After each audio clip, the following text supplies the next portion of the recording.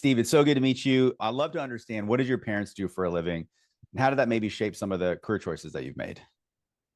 My father is a nuclear engineer. He studied physics and mathematics, and my mom was in an early version of her life, a journalist, and then stay-home mom.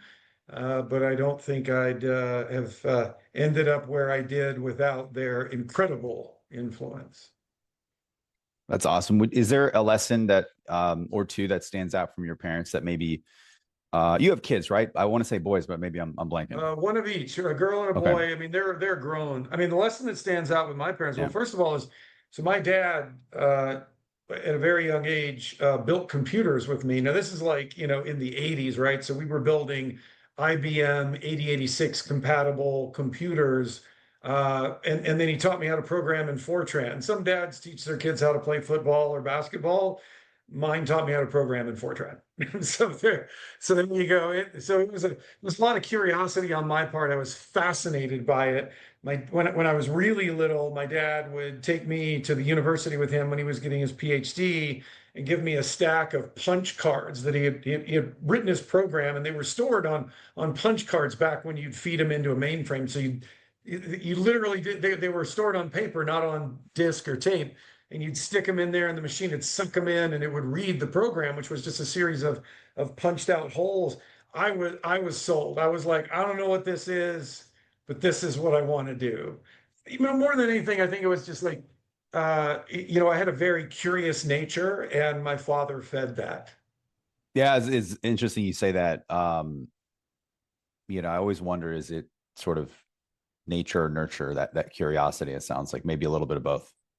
Yeah, I did the same thing. I paid it forward with my kids, both of my kids, very curious by nature. My daughter's an attorney, and my son has a video game design and development company that he founded. But both of my kids built computers with them. My son was more into it than my daughter. With my son, we too built computers together. How many NVIDIA video cards can we jam into this PC? And then we'd end up using it for gaming or something. But nonetheless, kind of helped steer both of them early in their careers. I think it's just, good parents find that one thing that just fills your kid's cup and they just feed it. I love that. I grew up in the AOL floppy disk era, so it's funny. Yeah, exactly. Oh man. Okay. I want to talk about your career more. I know you probably worked for also like a range of great leaders. I'm just curious, you obviously lead a company now. Are there two or three commonalities when you think about the best leaders that you've been around that come to mind in terms of traits? Oh, yeah. All great leaders are curious by nature. I think they don't just, kind of direct. They investigate. I think curiosity is that underappreciated X factor. Which leads me to believe that, most, Satya Nadella said this, but also I'll borrow what he said, which is great leaders are learn-it-alls, not know-it-alls. And I think that's an absolute true characteristic of all great leaders. So you're curious, you don't feel compelled to be the know-it-all, you've got answers for everything, but you are very much the learn-it-all in the room. So I think that's super important. Those two stand out. And then the third for me is they're empathetic. I think Mm. there's a deep sense, they have, it's not just a high EQ, but they have a deep sense of empathy, and they understand the plight of people, that we're all human. We make mistakes, we struggle, we dream, we try, we fail. And there is no such thing as the perfect athlete. It's just a constant state of development. So when I've interacted with amazing leaders in my career that I look up to still to this day, those things stand out. Can you tell me about one of them that come to mind? You mentioned Satya. Obviously, that'd be great to. You've had direct experience with him. It'd be great to learn about him. But is there someone that comes to mind Oh, that embodies those? yeah, Bill McDermott. He's the CEO of ServiceNow. He's the former CEO of SAP. I consider him a personal mentor of mine. He stands out head and shoulders above the rest. He is incredibly curious. I'd say he's also fearless. That's one of those other, kind of qualifiers for a great leader. Fearless, but just passionate about people. Once upon a time, I sat down and I said to Bill, I was at SAP at the time, and I don't remember the job I was in. It was like president of something, and I said, Bill, I don't know if I'm the right fit for this company. I don't know if I have, I don't know if I'm the right person. What can I do to change to be a better fit here? And he said, Steve, I'm going to stop you right there. You be you. Now, that may sound anticlimactic, right? And at the time, by the way, it did. It was kind of like, wow, that was short and concise, and I'm not exactly sure what to do with that. But what he meant, and I've come to appreciate this, was just be the first-rate version of you, not the second-rate version of somebody else. That's what he meant. And I decided, to lean in on my strengths, who I am as an individual, knowing that I have flaws. When I was working at Microsoft early in my career, think like early 90s, I had a manager pull me aside and say, Steve, your passion gets the best of you. You're like a bull in a china shop. We need you to dial it back. And there was like a decade where that just haunted my thoughts. I was just like, It's am I always in being a your bull? peripheral, right? Like you're making a decision, you're Exactly. Yeah. wondering, am I, yeah, Yeah. Am I bull in a china shop? Am I pissing people off? What am I yeah. doing? Am I being overbearing or too bold? And you kind of over rotate on that. I think all people naturally do. It can kind of get in your head. But when Bill said that to me, it just it set me free. It let me he gave me permission to just be me, every aspect of me at work.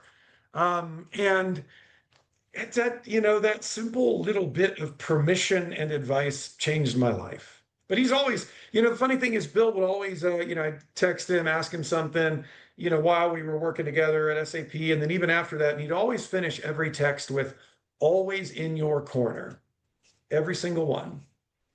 And I never understood the definition of that until I'd call and ask Bill. We could have not spoken for a year, and I'd call and ask him about something, and he would drop whatever he was doing immediately to rush to my aid.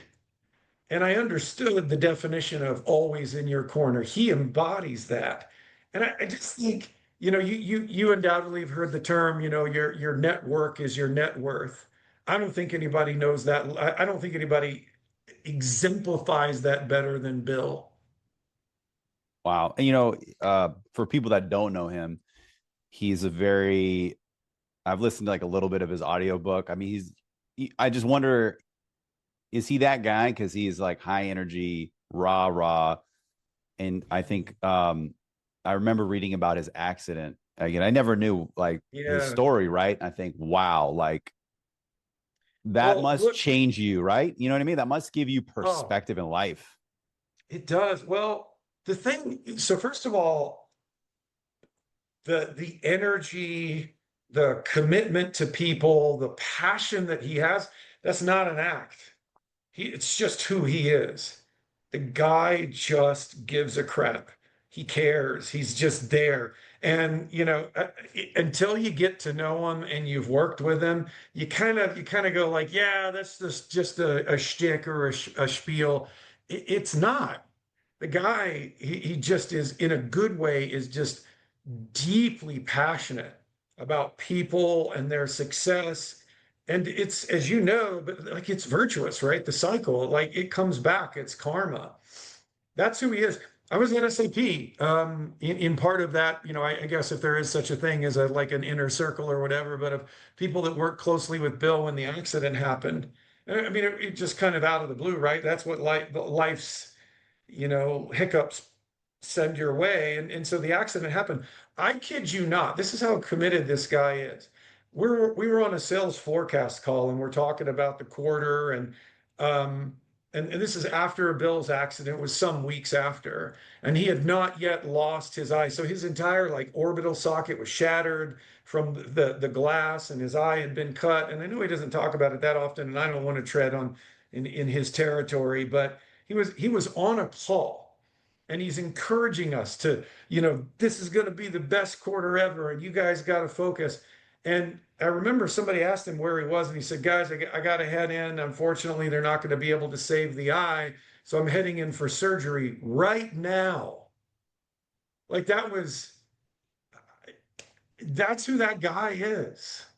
That's amazing. Yeah. I mean, you can read on the internet about it, and it just, it humanizes you quickly thinking about, okay, this guy is a CEO, a leader of companies, on and on. And to read about that, and for him to, Yeah. like, there's the whole adage, like, what happens to you matters how you respond to it. And it's Yeah. really interesting to see someone like that. Yeah, I think about him often. I was, not that this needs to be about me at all, but I was diagnosed with type 1 diabetes, which is super rare. I was diagnosed at 26 years old. I'm 52 now. So it's been ironically exactly 26 years since I was diagnosed. Normally you're diagnosed as a child. That's why they call it also juvenile diabetes. You're just your pancreas stops working. It's a genetic thing, and an immune disorder. But when I was first diagnosed, as you can imagine, I was pretty pissed off. I'm super into fitness, kind of at 26, I think everybody thinks they're invincible and somewhat immortal. And then, kind of the wheels fell off the truck for me. I was just terrified when it happened. And it's interesting, there have been a couple moments in my life where I've been reminded about really how fortunate, out of all the things that you could, the cards you could be dealt in life, how fortunate I've really been. But very shortly after I was diagnosed, I remember complaining a lot to my wife about, the why me, why did this happen? Why not somebody else? Lamenting all these things. And we were out to dinner, and my wife said something profound to me. She said, "Why not you?" And she said, you need to focus on turning this into an opportunity and a strength of yours. And literally, I know the universe was looking out for me, because that evening we were out to dinner at this restaurant, and I remember it so vividly. It's 26 years ago. There was a woman who had been born with a pretty severe challenge. She had been, it was very clear because she was wearing a short sleeve shirt. She'd been born without arms. It was obviously some kind of, you know, uh, uh, birth or congenital condition. And she was sitting at the restaurant, and she was leaning over to eat out of her own plate. No one was feeding her. And she was eating, and the visual was just so jarring and shocking to me, because she was laughing and having a great time and chatting with people at dinner like it was nothing. And I remember looking at my wife saying, and I said to her, "I will never complain about the food that I can pick up and put in my own mouth." And that was it. That was my moment. And I remember that moment. But I also remember, because you have those check-in moments, and something happened with Bill, and we were talking about his challenge. And he had said to me, he literally said, "Steve, we just play the cards we're dealt." And they're just those check-in moments where, whenever I get down on myself and my blood sugar is crashing or it's driving me crazy, is I reflect on those moments and the strength that I've seen in other people. Some who, like the woman I saw at that restaurant, who I never met and I'll never Wow. know, but she changed my life. And that was the same moment your wife was talking to you, that you saw, had Same, seen that. Yeah. same. When Bill had his accident, because you were 26, so did you already have type 1? You knew you had type 1 diabetes when that situation No, happened, or not no, yet? no. Oh, you mean when the Bill thing happened? Yeah. No, that was, I worked for Bill in my, would have been in my 30s. So that's when Bill had the Okay. accident. Okay. And you were at SAP for like 20 years, No, nearly, not right? quite 20. The collective. So I Collective, yeah. was at a company called Business Objects for 11, which was acquired by SAP. So technically Oh, that gotcha. Yeah. counts. And then I was at SAP for, gosh, 20, eight more years. So a long time. How did you find out about the diagnosis? I was in Florida at a software conference traveling. I went for a run and I remember it being this time of year. And as you know, like you can go jogging like in Florida, there's like a very narrow window versus then it's like 8,000 degrees. So I went for a run and I came back. It was hot outside, and I was and I felt thirsty, but like a not okay kind of thirsty. Like what is going on here? And I started drinking just this insatiable thirst, gallons of water, Gatorade, whatever. And little did I know that that was there's all every diabetic, if you're type one, has a triggering event, a tipping point where your pancreas just shuts down and your blood sugar just goes through the roof. And I started to lose my vision. The glucose kind of accumulates in your eyes because my body wasn't processing it anymore. And literally the wheels just fall off the truck. And I went to the hospital and I called my wife. I said, "You got to come out. This is not good." And they ran some tests and said, "Wait, we're really, really sorry, but you have type 1 diabetes, it looks like." And I didn't even know what that, I had no sense for what that was. And, I did the worst thing anyone can ever do is like I Googled it at the time. And I think when we Google whatever illness we have, it should just take us to the same page as like, oh my gosh, you have a terrible disease, you're going to die.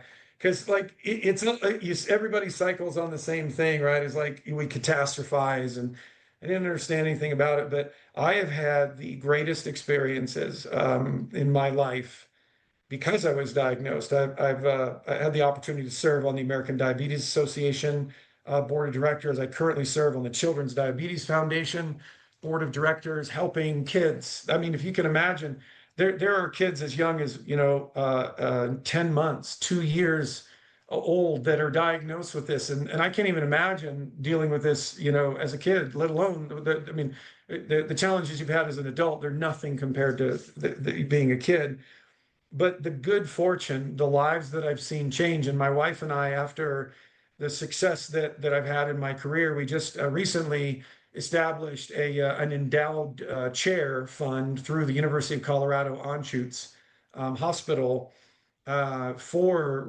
diabetes research. And the guy, literally, the physician, Dr. Michael McDermott, who first saw me when I was first diagnosed, and he said, "Steve, I'm gonna help you through this." And he handed me an orange and a syringe and said, "I want you to practice giving this orange injections." And I was terrified of needles. I'm like, no.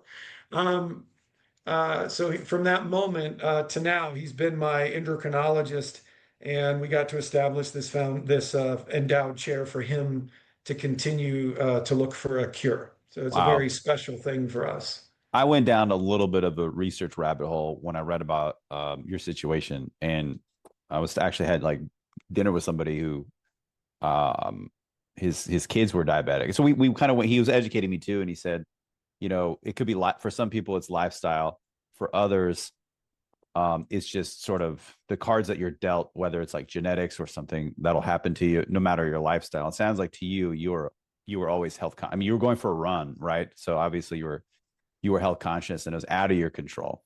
Yeah, well, and what we know now is so your immune system just type 1 versus type 2. Type 2 is age, weight, lifestyle. Type 1 is your immune system sits up one day and says, "I'm going to make a mistake today and attack my own pancreas and kill it." And then it's gone. You don't have all of your insulin producing cells. Your immune system recognizes them as foreign tissue and just kills them. It's a genetic condition. Yeah. I think I had this quote that I jotted down. You said, first, managing something instead of letting it manage you provides an opportunity to take ownership of it. I love that. Okay, let's pivot slightly. We could talk about that for another hour. I think we might get back to it because I think Yeah. it's such a great life lesson. Um, I think sometimes we can learn a lot, Steve, from the early jobs that we had. I was just curious, was there one that you had when you were maybe a teenager or maybe even like early 20s that taught you a lot? Yeah, well, in my early 20s, I went to school full time and I worked for Microsoft full time. So that was it taught me a lot. I mean, I was 20 years old doing demos for Microsoft. I was called a demo rep. But I very, very early in my life, I got to see how an incredibly advanced company, Microsoft at the time, they were at the cutting edge of client server and computers and networks. And this is pre-internet.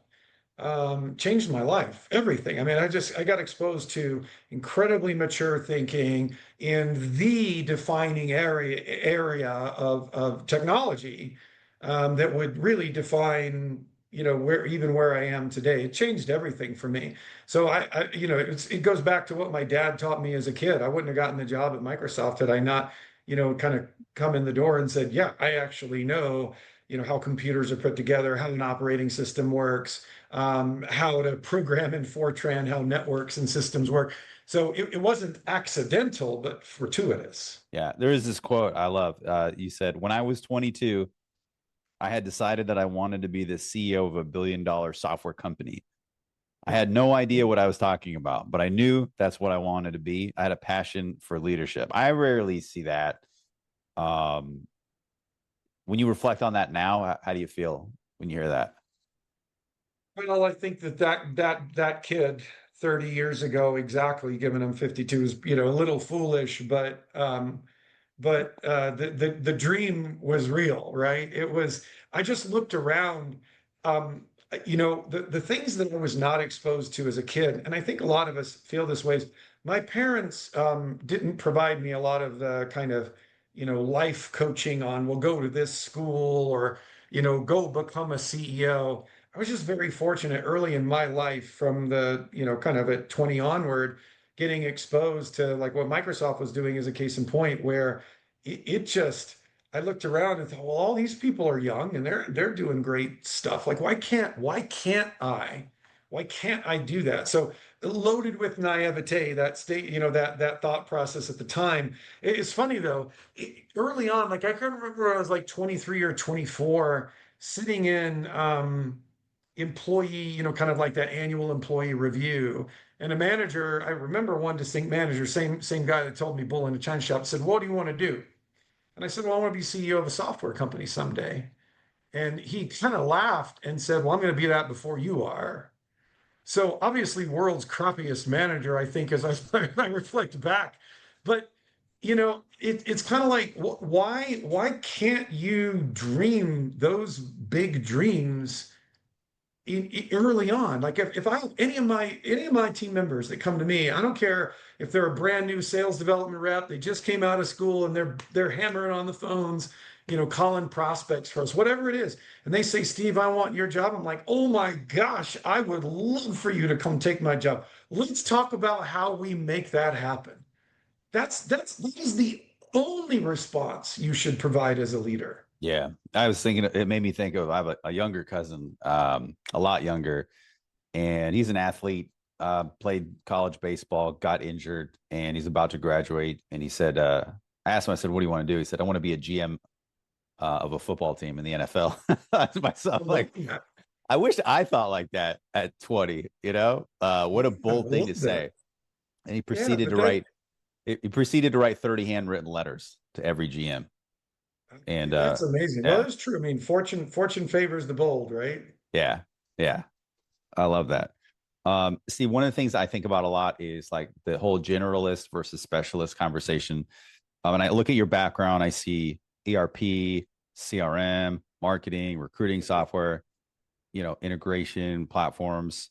I know you've got like sales experience. You're super technical. I think that's part of your secret sauce. What do you think about that in terms of sort of being a generalist? How has that maybe helped you, maybe even become more empathetic and understanding, giving you that unique perspective that you might have now? Yeah. Well, I think that organization, so if we step back and I'll step into the answer. If you step back for a minute, the average organization is set up to programatize individuals. So you become a sales rep. Well, what happens then? You become a sales manager, then a second level sales manager, then da da da da da, right? And our job is to measure the crap out of an individual and manage them to be that thing. And we're all guilty of it. I am. It's like, is she a salesperson? Is he a product guy? Is she a marketing gal? Like those conversations, I think that they pigeonhole people Um, and I believe that the best leaders have done a variety of things, that they're ridiculously good at context switching. Um, because in the world that we live in today, seldom is a problem or an opportunity about one thing. It's an orchestration of things, connecting systems and teams and outcomes. Um, and that, so for me in my career, it was doing a variety of things. I think partly it's curiosity and partly adult ADD, but like Yeah, I it's was going to just ask that. you, was it intentional to be in so many industries? Yeah, Or yeah, it was. okay. It was. It was, for me, I thrive on variety. If I start to feel very uncomfortable when things become predictable. I just do. It's like I love getting into something, getting my arms around it, figuring it out, understanding everything about it. And then at some point you look around and go, okay, I haven't mastered this, but I kind of got it figured out. And how can I build upon that? What's the next thing? I believe that curiosity and variety, I Mm. think, well, that's what fills my cup.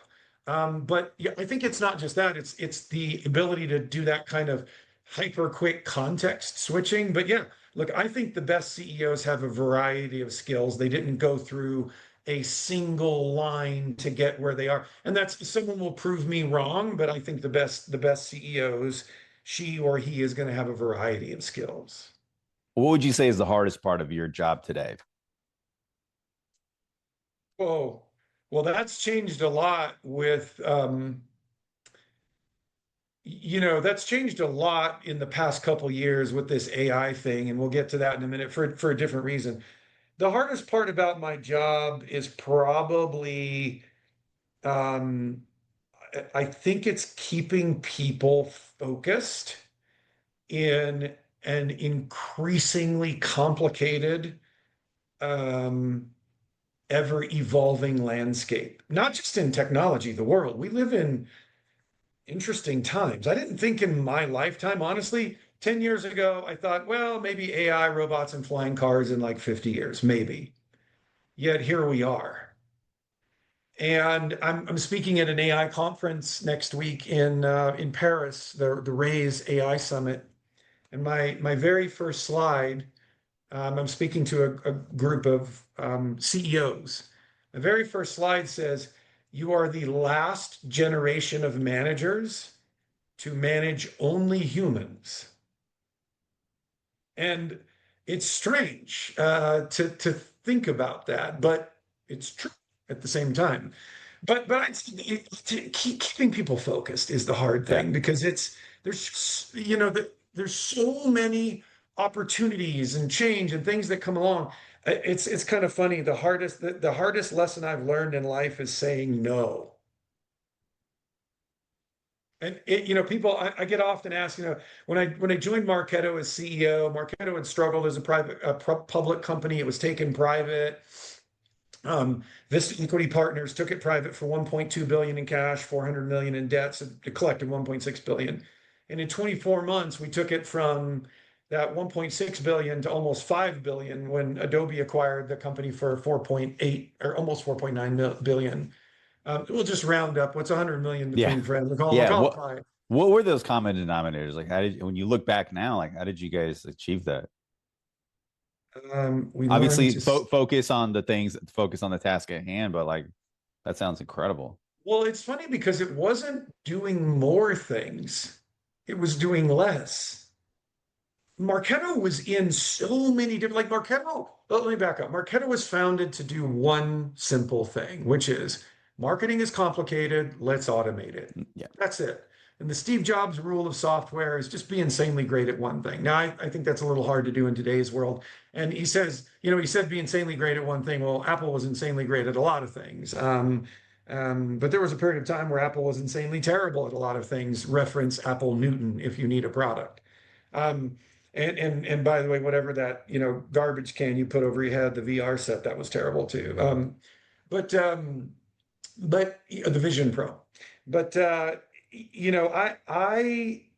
I feel like when I walked into Marketo, it was all over the place. It was, well, we do B2B marketing, and and Marketo was number one in there. Oh, but we're going to go do B2C marketing. I can B2B and B2C marketing are apples and giraffes.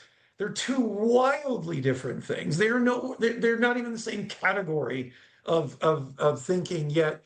It was like, oh, well, it's marketing, so it should be the same. It's not. So it was a long list of initiatives that were just fundamental distractions Mm, that we just shut down. Number one, that was part of it.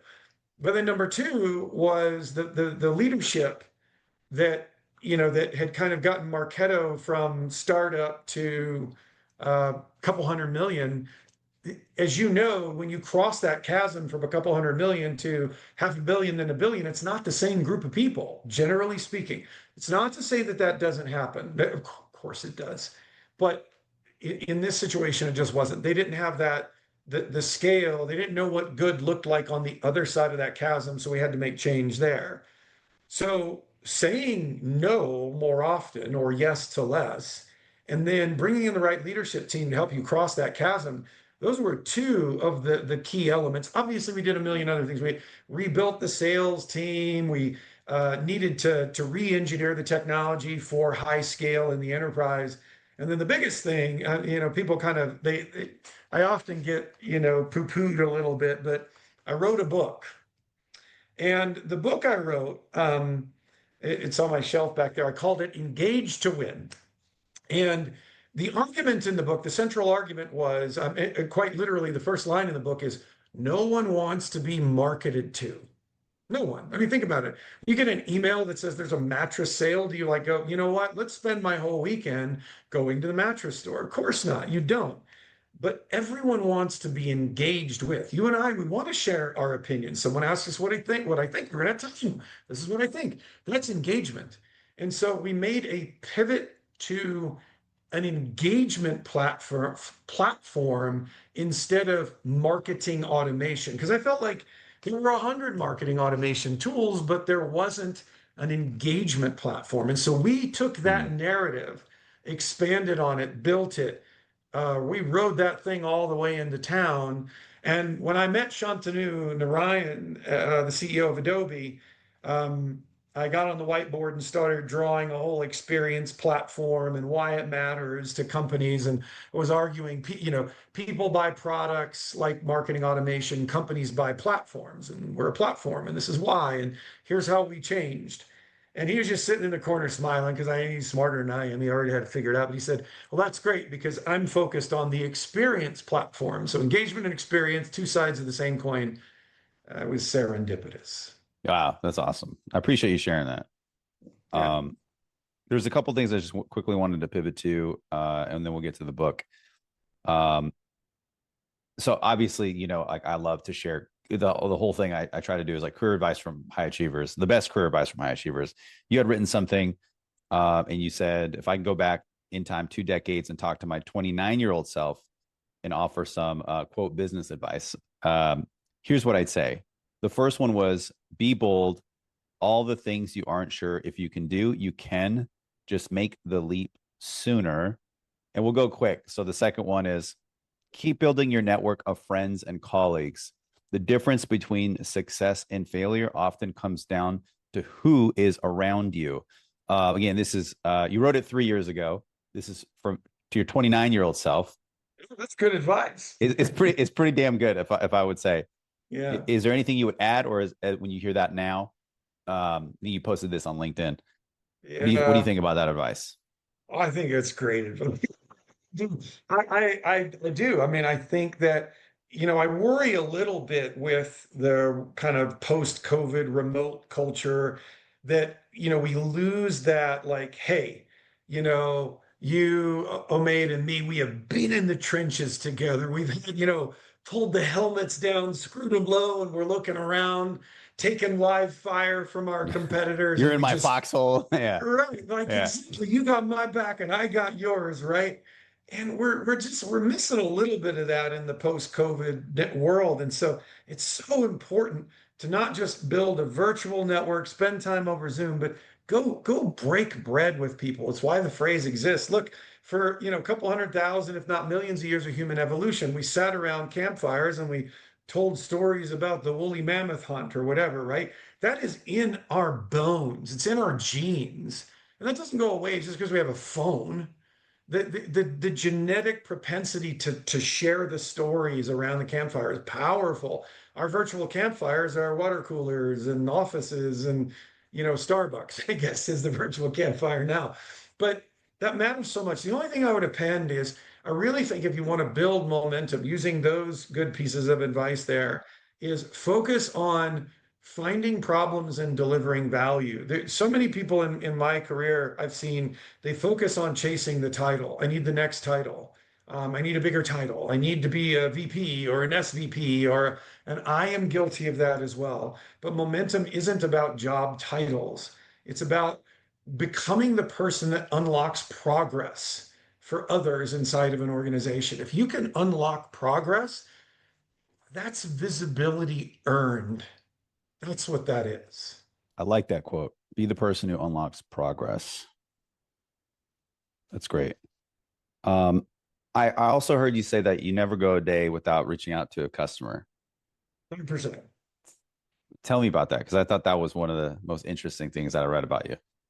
Today I spoke with a gentleman from Moffitt Cancer Center in Florida.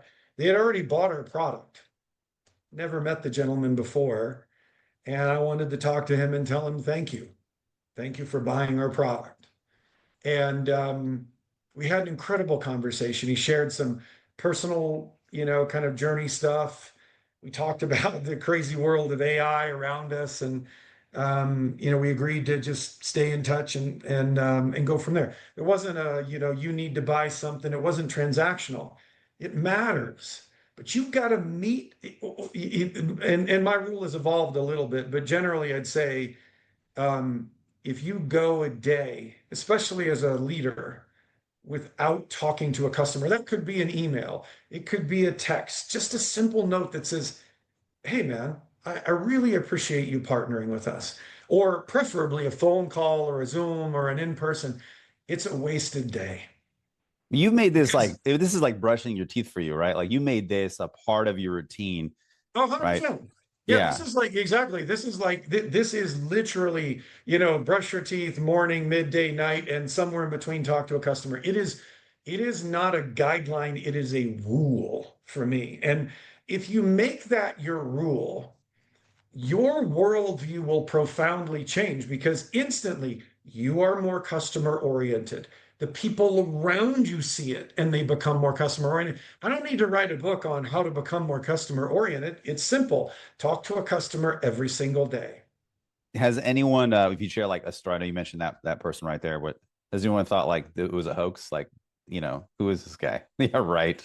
Well, it meant the world to me just today. Yeah. Again, I mean, it's so apropos that you're asking this question. He literally said to me, Steve, I have, he didn't say never, but rarely have I ever gotten a call from a CEO of a software company, especially one the size of yours.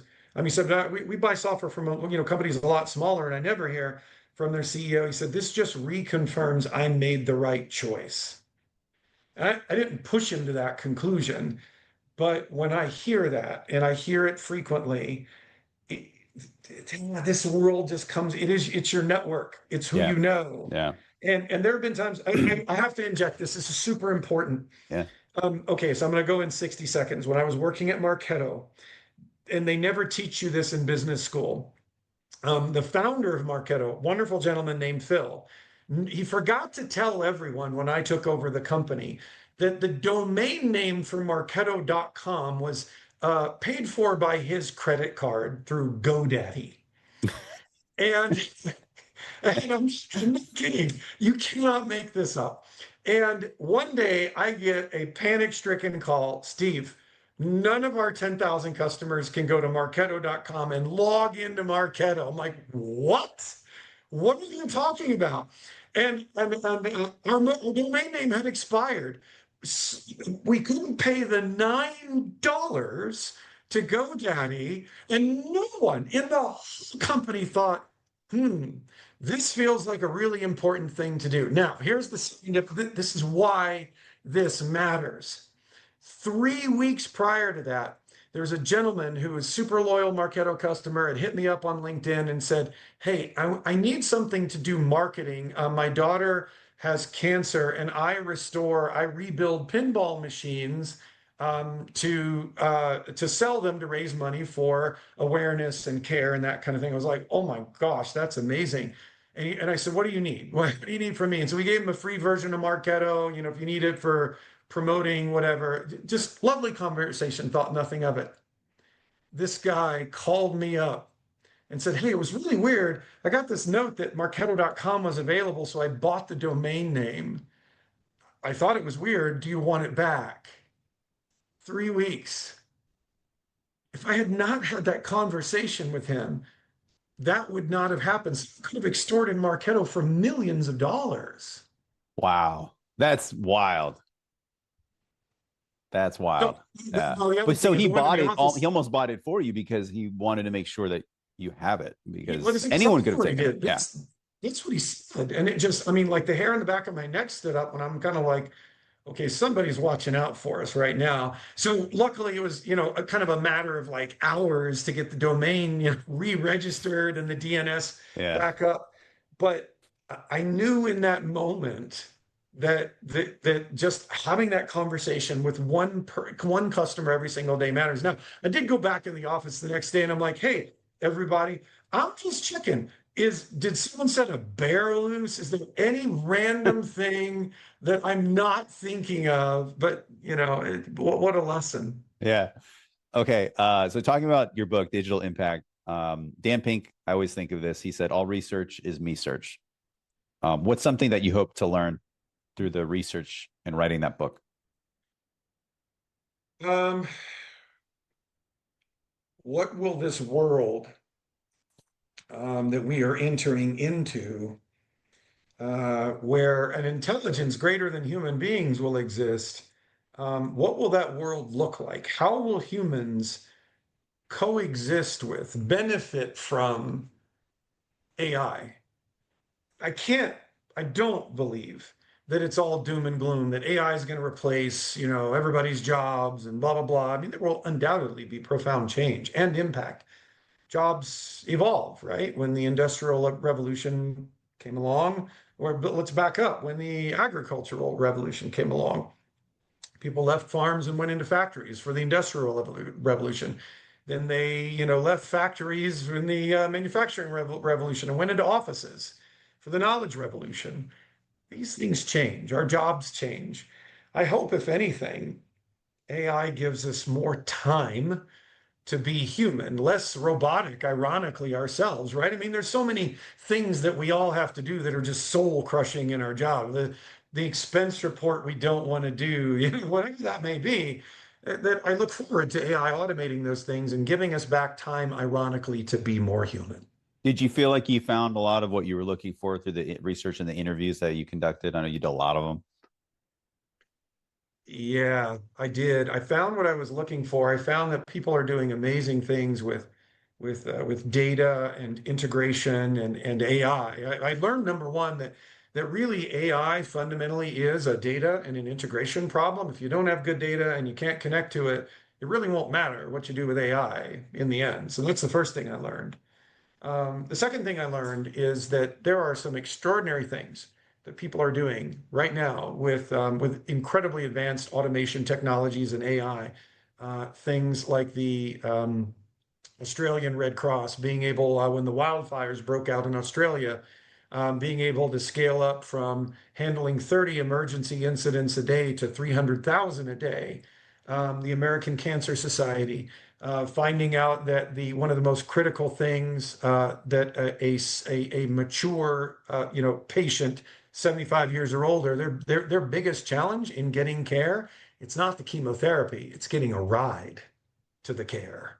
So how do you orchestrate the network of transportation providers, relatives, the whole nine yards, Yeah. to just do something simple like that? So you start to find these amazing stories that are just truly extraordinary. Did you ever come across how AI maybe can impact like people with diabetes? Yeah. Well, that's something we're doing. We're talking to the University of Colorado right now, and I don't want to get ahead of myself, but Yeah. one of the first things that we talked about outside of this book was, look, if I'm a 3-year-old or a 4-year-old, how powerful would it be if the day I'm diagnosed, and hopefully we find a cure and AI can unlock that cure, along with all of the amazing researchers like Dr. McDermott that helped me. But how powerful would it be if I had an agent that just lived on my phone that could talk to me and I could take a picture of a meal and it would tell me, how much insulin I need. And hey, you just exercised. You were out playing, running around playing soccer. I picked that up from the motion on your phone. So maybe take a little less insulin so you don't get, that kind of low. What an extraordinary opportunity. And those are opportunities by the thousands. Wow. Okay. Let's say you're talking to the average person, consumer, right? They're not in like sort Yeah. of B2B at all. Yeah. What do you think they should know about AI? But also, if you on the sort of the flip side, when you think about the risks, the downside of AI, what should they also be aware of? Well, I think what everyone should know about AI is there's first of all, we are a lot closer to artificial general intelligence, i.e., artificial intelligence that is as intelligent as a human being and can interact with us undetectably so as anything but a human being. We are a couple years away, maximum. Now, artificial general intelligence will give rise to many things.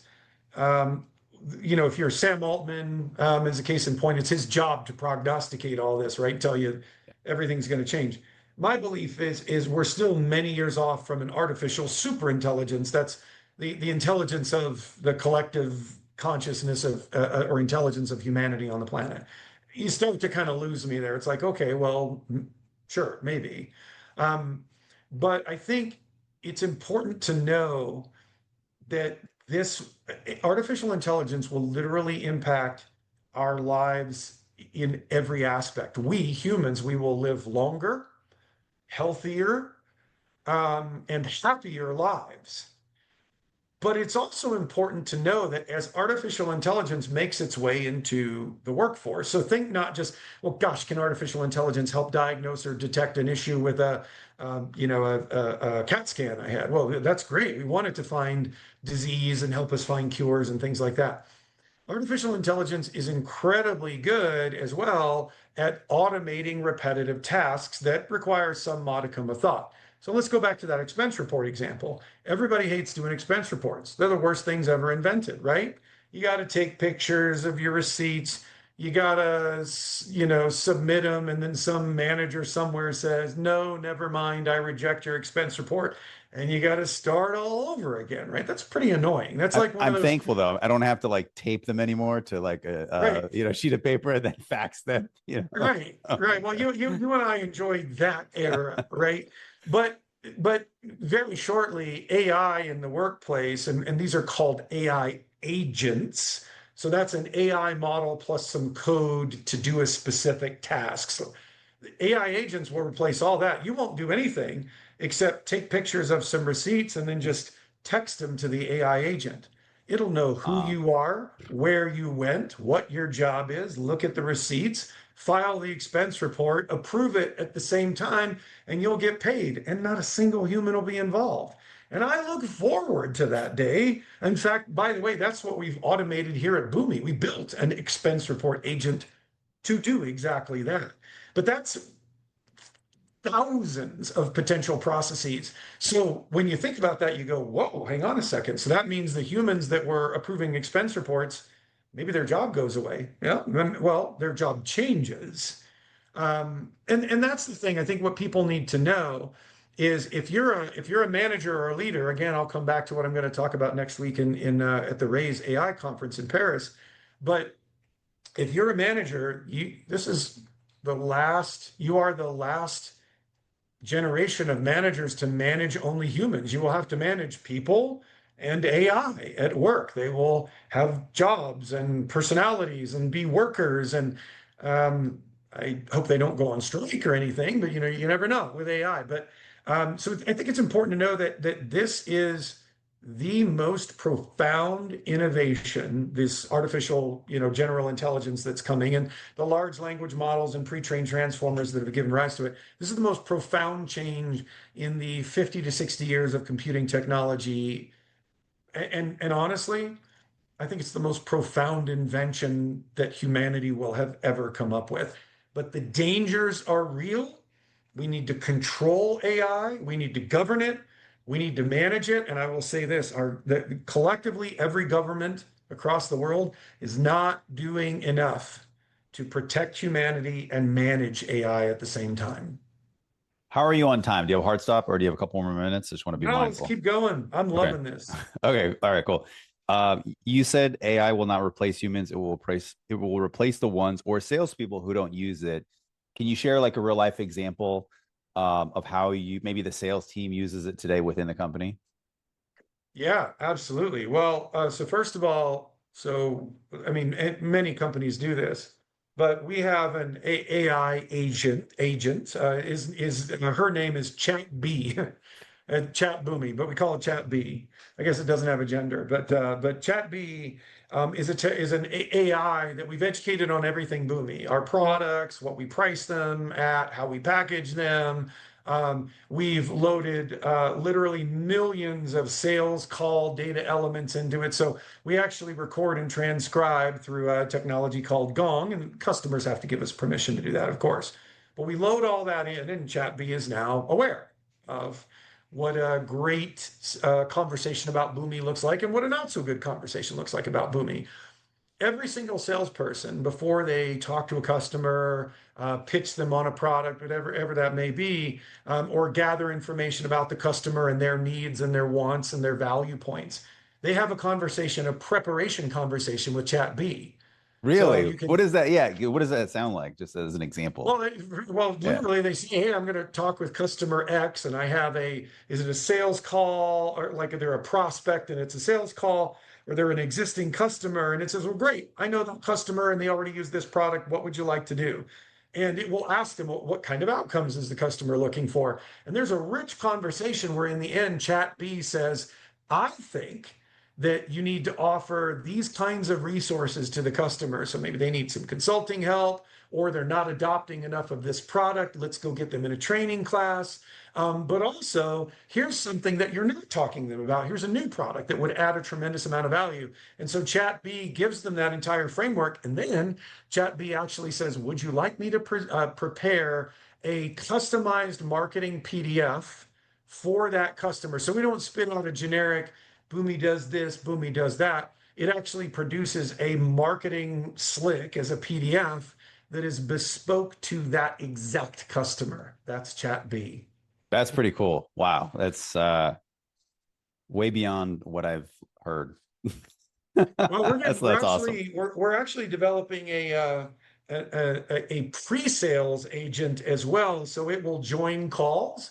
And as a salesperson is talking to a customer, it will literally say, "Hey, I know we're talking about this like AI capability. Would you like me to show you a demo?"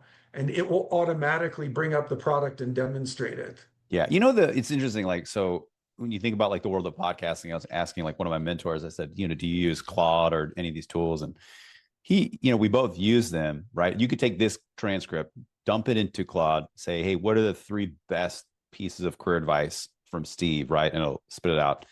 He does a lot of keynotes, my friend, keynote speaking, Mm. mainly about leadership. It's called the Learning Leader Show. And he said to me, he's like, it's great, but like if I do that, it's not going to be seared into my head. Like I really need to make sure I know this stuff. That's Right. one thing I just often think about is like, the balance of the shortcut and the balance of like me truly knowing something and being able to speak to it, Yeah. wholeheartedly. Well, you bring up a great point. My view, so I have a couple of views on that. On the one hand, I would argue that when the calculator was invented, there were a lot of people that were using slide rules prior to that. And most people believed that if you use a calculator, that you're not going to appreciate the complexity of the mathematics. But calculators are just an app on a phone and we all use them. And I don't think it makes us any better or worse at mathematics. It's just another tool.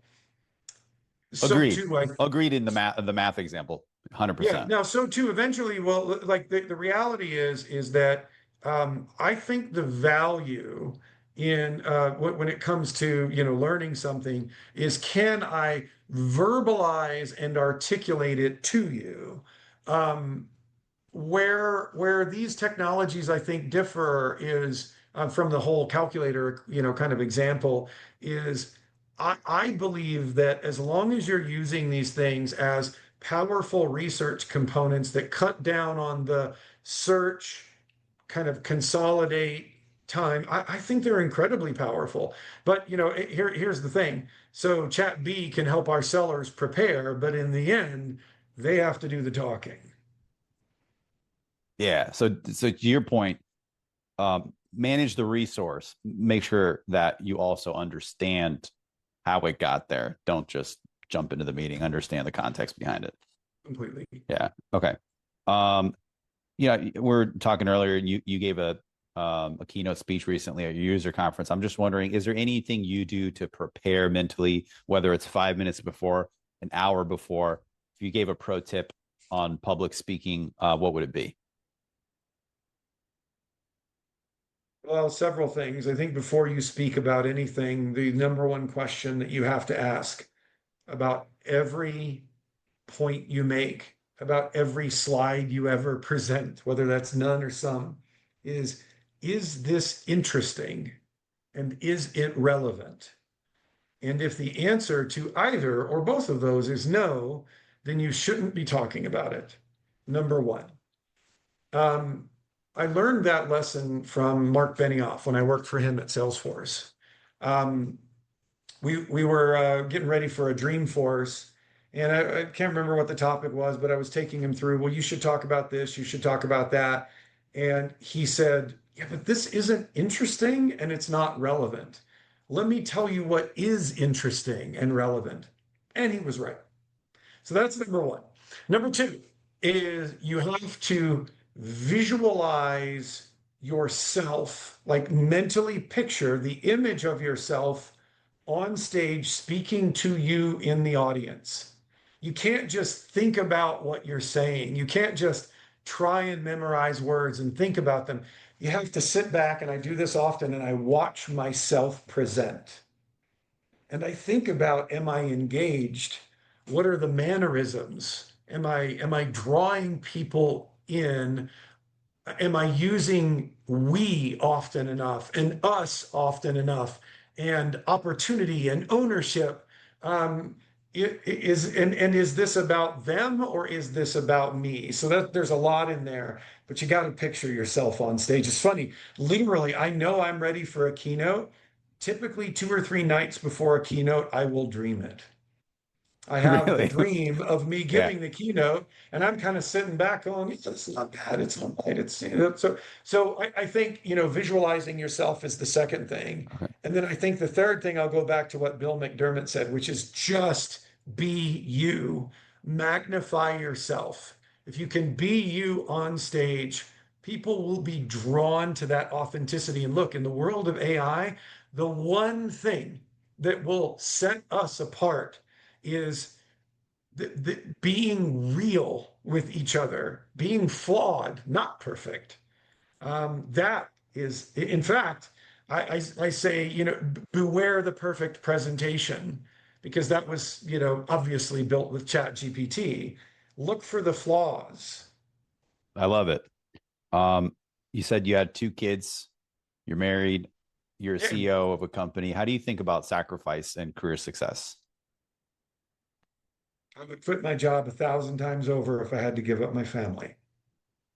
Um, there is no measure of success beyond the people around you trusting you. That is hard to do. There are distractions all over this world, but I believe success begins and ends with your family trusting you to lead, to provide, to care, to be there, no matter what. And that can take many forms as families, look, there's a thousand different views of complexions of what a family is. Um, but I would quit 1,000 times over if it meant sacrificing my family. Now, my wife and I had many a conversation early in my career where, she gave up an incredibly promising series of opportunities to spend time raising our kids while I traveled a lot. But when I was home, um, I was there and I was present. And even with, they were Blackberries at the time, or Nokias, not iPhones, and the distractions that we have today, the best advice I could give to anyone raising a family and pursuing a career, either as a single parent or in a relationship, is just make that time when you are there, make it count.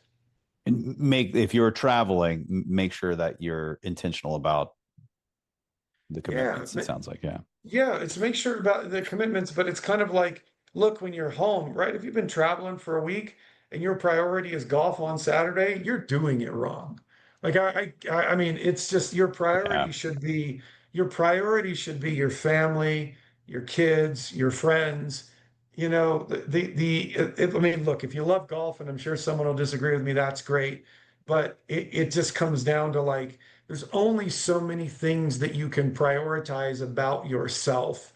I have had more success um, by focusing on others, and I find there was a point. This is a really important thing. There's a point in my career where I started to detect um, that I would talk about myself too much. It was like, well, I'm going to go here. I just got back from there and blah, blah, blah. And I wasn't asking other people, like, where have you been? Tell me about your journey. Tell me about you. And this was a long time ago, but I had a bit of a self realization, self-actuating moment where I just said, I really just need to stop, just shut up about myself and really focus on like express interest entirely in other people. Because to be honest, I'm not that interesting to begin with, right? I like Diet Coke. Um, but on top of it, just I have found that when you express genuine interest in others and you prioritize their feelings and their interests, and that starts with my family, but it extends to my work family as well. Um, they everything changes. Yeah, it sounds like my wife would call that emotional availability is something Yeah, that you yeah, practice. your wife. Yeah, there's a topic for a book. Your wife should write. Yeah. Yes. We talked about this a little bit. The best career advice you ever received. Is it the advice from Bill, or is there something else that stands out? No, that's the best advice ever. It's just you be you. Okay. The sign I saw floating somewhere was, don't be a second-rate version of someone else. Be the first-rate version of yourself. Look, we all have flaws, right? And I think the caveat I would say is like you be you, but be aware of you. You got to be willing to, there's some things in life that you can just be absolute about, like my family, I can be absolute about. But there's other things, it's just like, is it really worth dying on this hill? Kind of, and that's just the attitude you got to go through life. So I'd say you be you, but be aware of you. Love it. Okay. In terms of like your own self-care or even like mental health, is there something that you do for yourself just to be the best Oh, version of yourself at, at home and at work? yeah, exercise a ton every day. I have a simple rule. So if one of my rules is talk to a customer, every day, the other rule is sweat every day. Is there something that you do to wind down at night? Because I'm sure your email never really stops. It never stops. Well, it depends on where I am or what I'm doing, right? If I'm traveling, wind down. I mean, I will say, I think there are very few moments where I'm not trying to learn something. So even in my downtime, I find it calming to just kind of see what other people are doing in the world. Not so much like, oh my gosh, what are our competitors doing? But what are some new and interesting things that are mind expanding? So you'll find me digging into medical research. You'll find me digging into, listening to a discussion from a Harvard lecturer on how quantum entanglement works, only because I just it comes back to like I'm not I don't know it all. I just don't. But I do want to listen to other smart people. I find that calming. But I will say wind down, like, yeah, I mean, Do you fall asleep easily, or like 8, 9 o'clock? no, You're research no. you're listening to a podcast. No, no, I Yeah. have to watch a World War II documentary or something to fall asleep, or like a space. I cannot fall asleep unless now if you put on like, something about the history of Voyager 1 and Voyager 2 in about 7 minutes, I'm out. Like it's great. But Okay. the thing I do to wind down, my wife and I binge watch stuff. We're on season 4 of The Man in the High Castle. I had never seen that. My wife and I, we missed it because like when it was out, like our kids were in like high school, whatever. And then we also missed out on Game of Thrones, which we totally binge Oh, watched, but we had little kids then. Um, so I would say to wind down is like my wife and I grab a bowl of popcorn and just binge watch, and yeah, then we have heated debates about characters in said show. So that's cool. I mean, Game of Thrones, yeah, I needed like a kind of a Cliff Notes book on everything that was oh, going big on. time, big Yeah. time. Steve, is there a book or two that has made a big impact on you, maybe that you gift to others, or that you recommend others read, Yeah. whether it's fiction or nonfiction? Well, it depends. I'm not looking away. I'm looking at my bookshelf. Yeah. Um, oh man, I love all these books. Yeah, just pull them. Boy, I'm happy to just list them out. I'd love to link to them too. There's one book in particular, I would grab it. It's called The Infinite Game. It's really, really good. So I'd encourage you to look at that one. There's a couple good books here. There's this one that I give out a lot. This is kind of funny. Um, you're gonna think I'm stupid, but I'll get it anyway. It's called How to Build a Car. And so Really? I'm kind of a car guy. And that's what my son and I do. It's one of our hobbies. It is, by the way, that's one of the other things I do to unwind. My son and I, we rebuild and restore cars. Wow. So Okay. yeah, we a couple years ago we started with a project. We took an old, not super old. It was a 2008 Honda S2000, and we tore it apart, restored it from the ground up, and we shoved a turbo in there and absolute racer of a car. And that started a bit. I'd been working on cars as a kid, but that started a very bad habit. Now we got cars that we've bought and rebuilt and restored all over the place. But I mean, look, I think Ray Dalio is a wonderful author. I Yep. think Crossing the Chasm is Jeffrey Moore is an amazing book. Like these are all really good books, but it's kind of funny. Like I tend to be drawn to books that are somewhat instructional in nature. Um, and then another good book. This is totally awesome.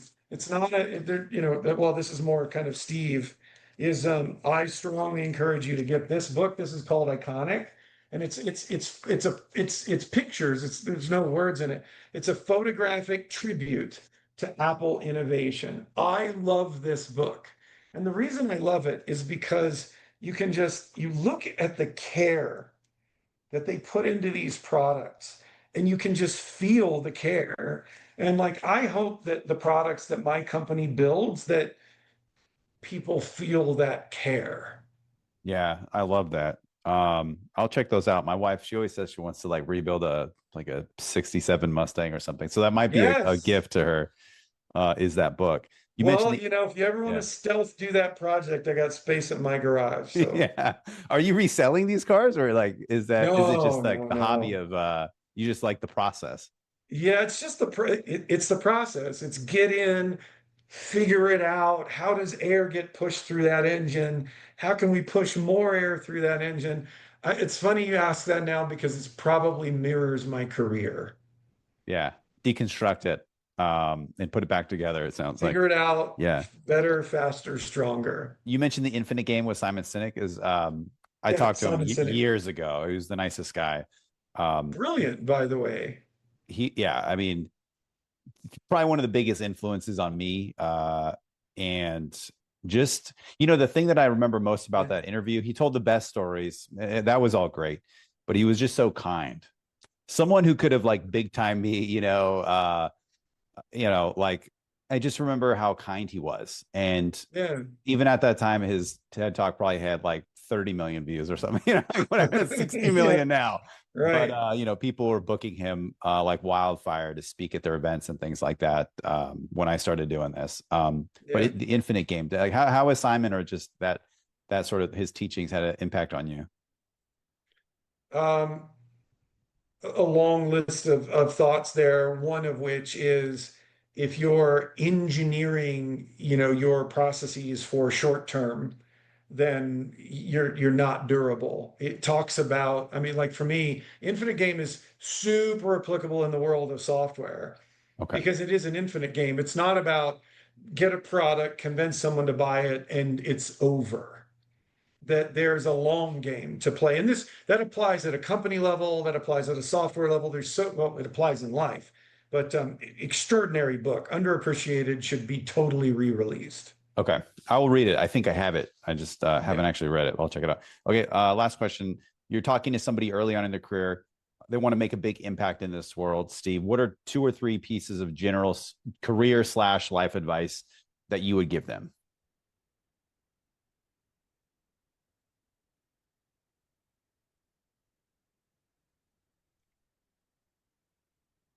There's a quote. I think it's an anonymous quote. I have it on a picture on my wall, and it says, "Everything you want is on the other side of fear." I can think of all the things in my life that I wanted to do at the ripe old age of 52 and didn't do because I was scared. For good reason, scared.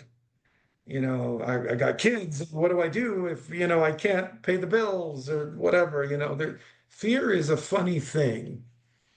But I look back on my life and fear has held me back from time to time. And people look at me now and say, "Oh, wow, 3-time CEO, blah, blah, blah." Yeah, but I still get scared. I worry. Um, I'm better now at overcoming fear. And I would say that the most important skill set that you could possibly develop right now is overcoming fear. That's it. Just look, whoever's listening to this, you're a smart person. You are. You're not going to leave this earth without money in your checking account. You're not. So go do the thing. Just go do the thing. And it wasn't until, I mean, I kept saying at 22, "Oh, I'm going to go be CEO of blah, blah, blah." I passed up several opportunities in my 30s to go do that. I waited until I was 40, 41 to become a CEO. And part of that was I was scared. I was, and I don't mind admitting it. It was just there was fear. And for all the, kind of like accolades or, "Oh, you were so bold and you did this and you did that." Yeah, yeah, yeah, yeah. But fear has this funny little way of mucking with us. So develop the skill of overcoming fear. I love it. Steve, is there anything you feel like we missed? I really appreciate you leaning into this. Just so This insightful. has been amazing. You should do this for a living. Thank you. I, I I'm I kidding. hope to one day. You were good, man. That's been Thanks. really great. You've asked me a lot of terrific questions. What great dialogue. So thank you. Yeah, no, this was, I mean, I obviously like read the book and saw your background, but this was even better. Thanks again. This was a blast, and have an amazing rest of the week. All right, likewise. Thanks, Steve.